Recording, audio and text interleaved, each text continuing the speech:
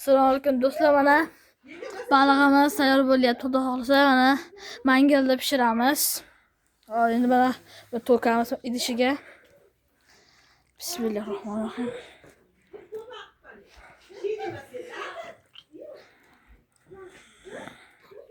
Mana mangalimiz, mana shunda pishiramiz xudo xolisa.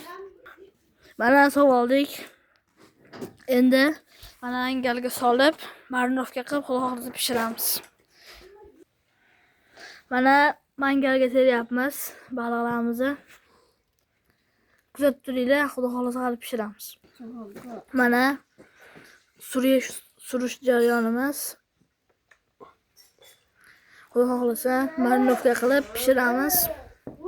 Yoqqan bo'lsa, yuklab olib like bosib qo'yinglar. Mana tayyor bo'ldi. Endi buni qo'rada pishiramiz xudo xolisa.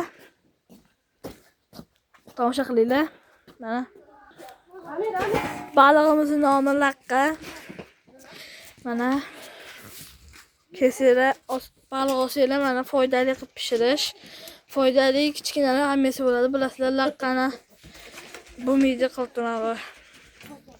Marinovkamizga nima ketganini aytib chiqsam, aralashma ziravorlar va go'sht yoki baliq yoki tovuq go'shtini preparatini solib, xitoy tuz, keyin oddiy tuz va yog' solib marinovka tayyorlab olamiz. Keyin surib yopib pishiramiz. Mana mangalda pishyapti. Ichi mana balig'imiz pishsa juda ham mazali chiqadi degan umiddamiz.